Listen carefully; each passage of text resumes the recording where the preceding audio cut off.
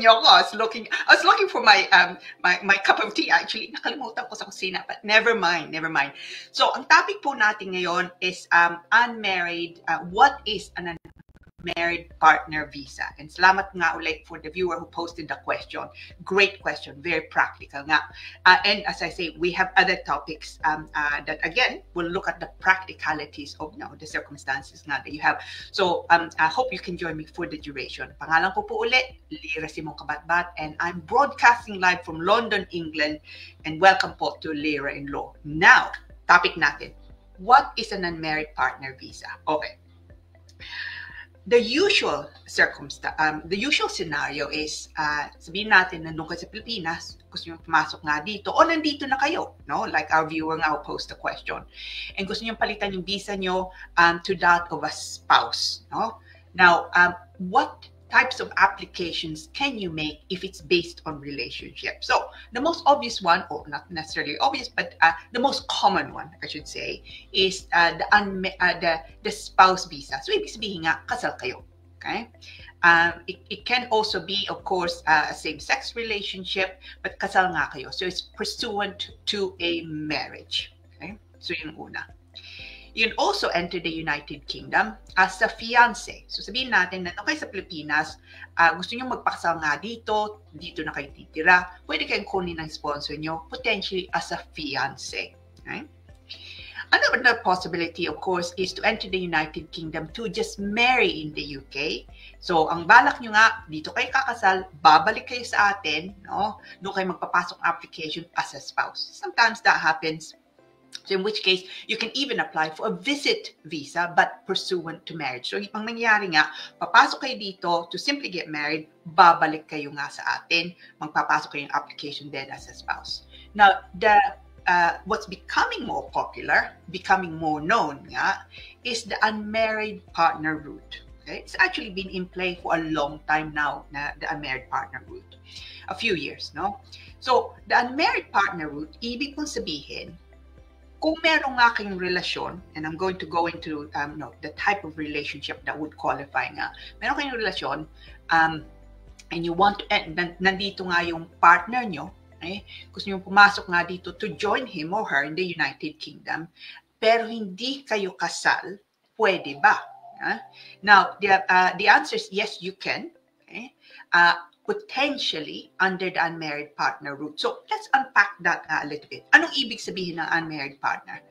Now, hindi nga lang yung basta-basta. So for example, and I have this question a lot. Boyfriend, girlfriend kayo, no? Nagliligawan nga lang muna kayo. Pwede ba yung unmarried partner? The answer is no. Okay? So if you're just going out, no, you're steady, to coin a more old-fashioned phrase, can you apply under the unmarried partner route? No, it's probably not really the appropriate option for you. Now, pero kung matagal na, hindi lang matagal kayo, but kung sabihin natin 2 taon na, or mahigit na kayong 2 taon, no? But actually, that relationship is like a marriage, no? And by that, they mean, the Home Office mean, na either nagsasama nga kayo, sabihin natin nandito kayong pareho, no? Sabihin natin nandito kayo as pursuant to work, no? Nagsasama nga kayo, meron kayong ebidensya nga na nagsasama kayo minimum of 2 years. Okay? It could be meron kayong anak o wala, no? Pero yung nga, nagsasama kayo and you are in a relationship like a marriage. Hindi nga lang nagsasama kayo, but you're sharing resources. For all intents and purposes, you treat each other like a husband and wife nga, no? So you are in a relationship like a marriage. Or sometimes ang tawag akin to marriage. Now, that type of application is also open to those people abroad. So, sabihin natin, nandun kayo nagsasama, no? And by that, I mean, nandun yung sponsor nyo, doon nga kayo nakatira sa Pilipinas, matagal na nga din kayo, no? Over 2 years na kayo, sabihin natin, o 2 years na kayo, maybe meron kayong anak, wala kayong anak, gusto nyo pumasok dito. Now, nagbagong isip nyo o nagplano nga kayo, dito na nga kayo titira, can you also use the unmarried partner route? Yes is the answer, no? So, hindi nyo kailangan necessarily na magpakasal. Now, the law actually changed a little bit. Well, I say a little bit. It's actually it's quite a big change to the definition under this route. Only I think it was 2023. No, actually, maybe even be 2024. No, so bago nga lang. So dati, kailangan yung pakita na nagsasama nga kayo. That's why I was saying, okay, kung nagsasama. Because the most obvious way of showing nga na talagang like a marriage yung relationship nyo is kung nagsasama nga kayo. But sometimes that's not possible. No? So meron kang mga kliyente, for example, na nandito yung sponsor, no? Yung applicant nga nasa atin. For whatever reason, nandun yung applicant sa atin, nandito nga yung sponsor, hindi nga kayo kasal pa rin, pero nagpapadala yung sponsor. Sometimes, nagpapadala nga yung sponsor.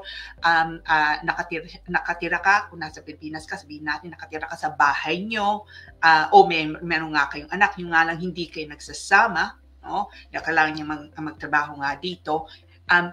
It's possible still, kahit nga hindi kayo nagsasama, and the change in the definition of unmarried partner is this. Kahit hindi nga kayo nagsasama, pwede pa rin kayo magpasok under the unmarried partner visa. Okay? So in the past, kailangan yung pakita that you're in a relationship cohabiting, no? A minimum of 2 years.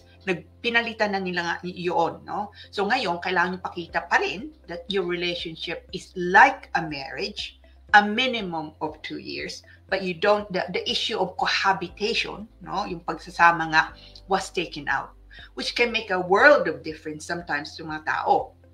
Certainly, I come across a lot of clients na nandun kayo sa Pilipinas, you know, yung asawa nasa Pilipinas, nandito nga yung sponsor, dito kumakayod, nagpapadala nga sa atin. So really, it's a relationship like a marriage minus the marriage. Okay?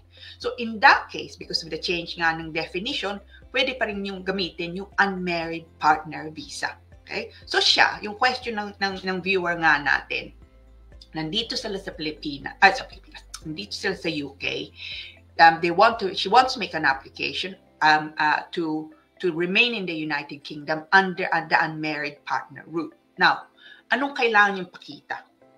Now, and then I'll talk about the process nga.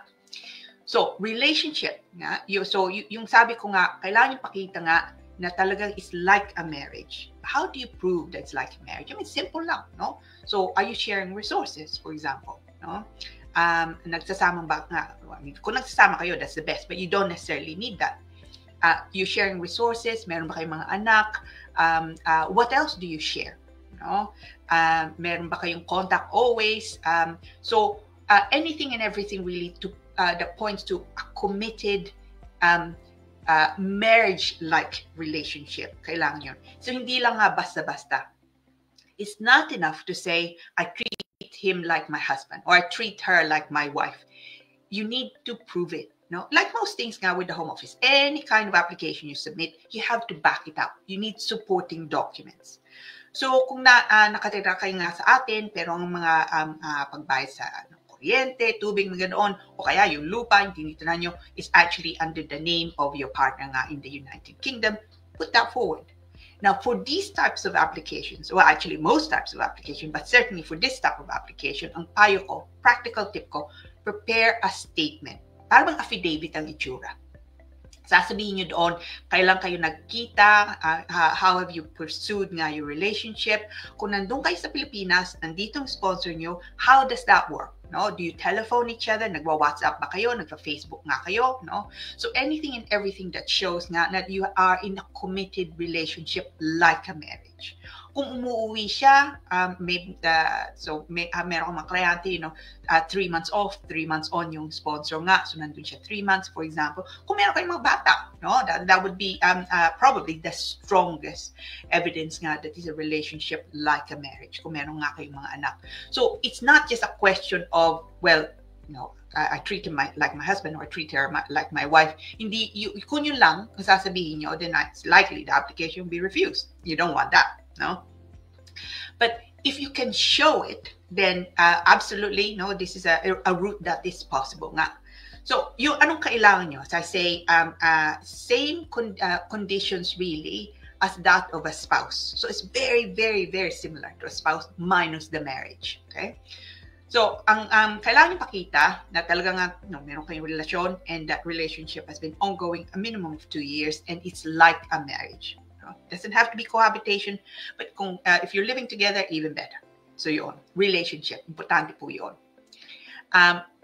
Financial support. Okay? So, it's like the spouse application. Alam nyo naman, nagbago na yung batas in 2024. Ngayon, ang kailangan nyo pakita is no longer 18,600 unless you are already under the family route, but now it's actually 29,000 pounds. It's a massive jump, but it's better than what was proposed. What was originally proposed back in 2023 was up to 38,700 pounds. Hindi na po yun. Hindi nila ginawa at least. It's now 29,000 pounds if it's a new application as an unmarried partner. That's before tax. Okay? Kung ang trabaho nyo ay dalawa, tatlong trabaho nyo, then you can join it, but just be careful. Okay? Because if you are employed, self-employed, there are quite strict rules as regards evidence. So, pero sabihin natin, nagtatrabaho kayo isang kumpanya. Kailangan yung pakita by way of salary nga is the payslips, bank statements, yung kailangan yung pakita. And the income must be, as I say, no less than 29,000 pounds. Okay? So, it's quite a bit of money. Now, ano pang kailangan nyo apart from that? Because you're entering the United Kingdom as an unmarried partner, for example, kailangan nyo the tuberculosis negative certificate. So, wala kayong TB, basically. Okay? And in either way, kung nandito nga kayo o nandang sa Pilipinas, kailangan nyo din yung English language. Now, by English language, they mean a level up to no less, not up to, but no less than A1, okay, which is fairly basic, really. Okay, sometimes they require A2, which is one up, but A1 as a minimum. Okay, now kung meron kayong B1 is even higher than A1 or certainly A2, then the B1 would suffice also. So, tingnan nyo nga. Pero kailangan nyo nga din yun. And of course, the second limb to financial requirement is accommodation. So, pagka nandito na kayo o nandito nga kayo na, if you're making an application as an unmarried partner, like spouse applications, kailangan nyo pakita, meron kayong titirhan nga dito. Na sapat nga yung titirhan nyo.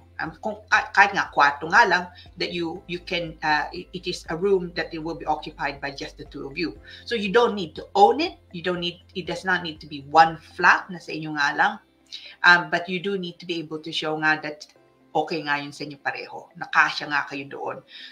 So you can't have, say, a studio room that's occupied by other people. So kung studio nga o bedsit, then it must be simply the two of you. But as I say, it can be rented, you can own it, o kaya sa biyenan nyo, or sa kapatid niya. So it can be something like that. If it's an informal arrangement nga, wala kayong tenancy agreement, kailangan yung sulat. Practical tip ko, kailangan nyo ng sulat. Sasabihin doon, ako may-ari nito, pakita nyo ang tawag office copy entry search galing sa land registry. You can make that search for, I think they charge something like £5.50 per search nga. Papakita doon kung sino mang may-ari ng bahay, if you own it, of course. So, papakita nyo yun. And then, if it's rented, of course, by your partner, then the tenancy nga agreement. So, kailangan yung pakita yun on top of the issue of income. I say again, it's £29,000 as of this year. Rather than 18,600 pounds, unless you're already on this type of visa already. Kung binigyan kayong visa as a spouse, for example, or indeed as a fiance, nung dati 18,600, then 18,600 pa rin ang kailangan yung pakita.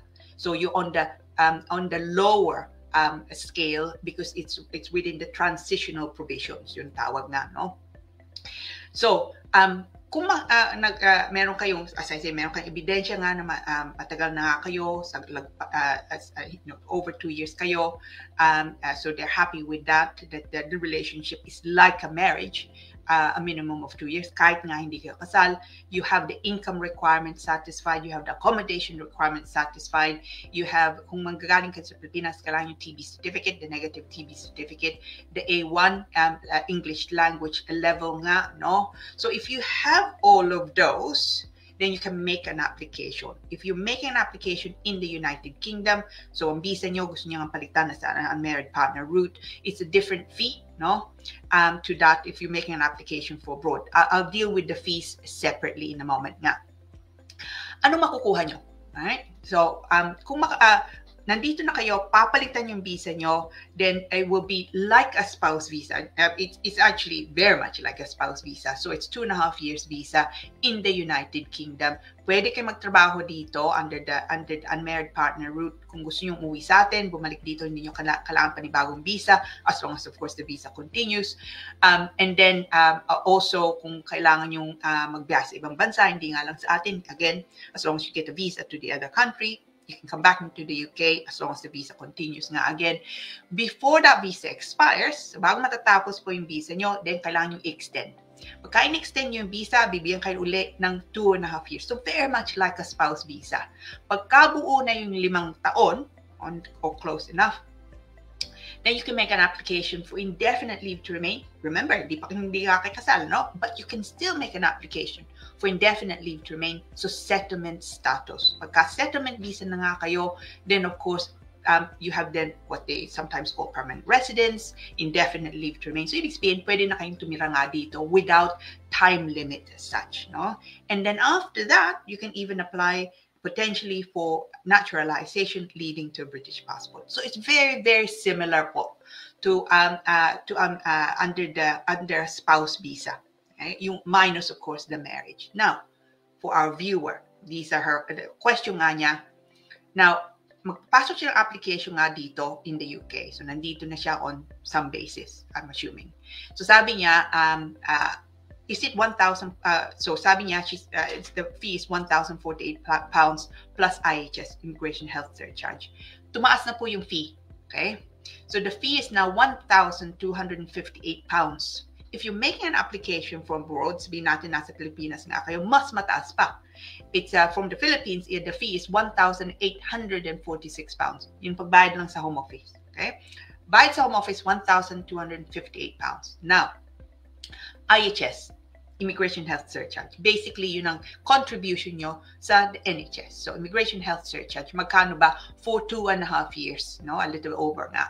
It's £2,587.50 for you in the United Kingdom. So, ibig sabihin, anong kailangan mong bayad? £1,258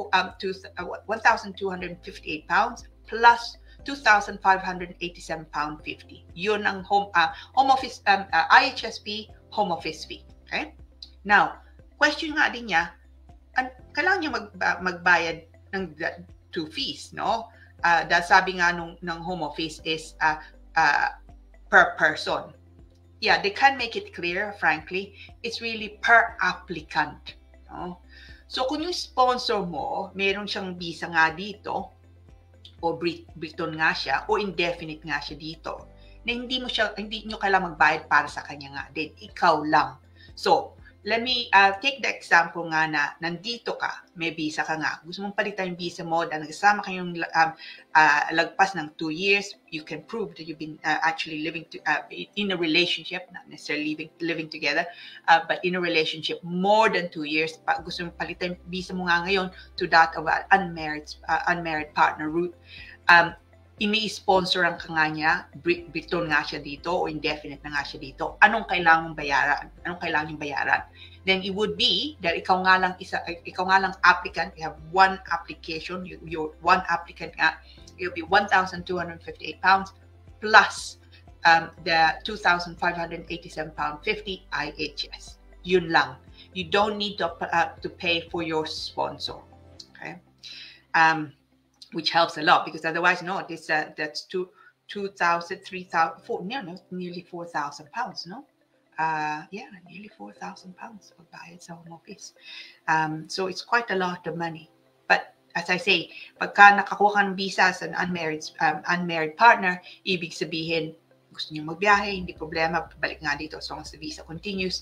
And of course, you have also the possibility later on to apply for indefinite leave to remain. No? So it's actually a very, very good visa to have. Ang payo ko, no, pagka nagpapasok nga kayo yung application nga nito, siguraduhin nyo na yung ebidensya nyo, napapakita nyo na talagang ang relasyon nyo nga, in this case, you probably are living together.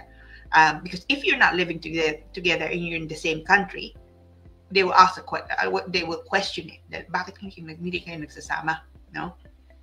So, kung hindi nga kayo nagsasama, nandito kayo pareho sa UK, you must explain that. No? It could be na nandito yung sponsor mo, tapos yung ikaw ay nasa countryside ka, or vice versa, for work. No? If that's the case, you also have to say that. But really, you are effectively living together. Yung nga lang pagka nagtatrabaho kayo, wala nga kayo dun. No?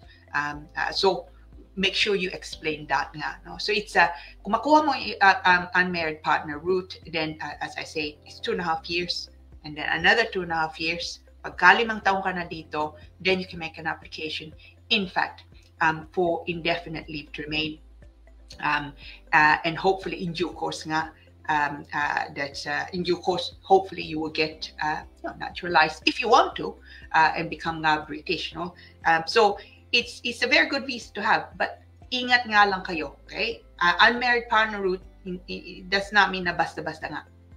Anyway, so hopefully you enjoyed that, and hopefully, salamat po to the viewer who posted this, and major bragging rights to you, and hopefully nga it's helpful to you yung pinag-usapan nga natin.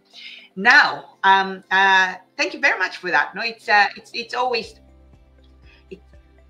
a pleasure. I'm always accused of liking to talk too much, and I do actually. I like explaining things, and certainly I like probably too much talking. So that probably comes across. But anyway, thank you very much for that. Great question, practical question nga, and hopefully yung sagot ko that it's helpful. And if you want me to also send you the link, to the conditions, especially the conditions to the income requirement, that's the confusing bit for a lot of people, email me. I'm more than happy to send you the link. Now, so thank you again for that. Now we have loads of other questions, like as usual, and we want, of course, also spend time discussing those questions. But in the meantime, comes my favorite part of our show, which is the Bati.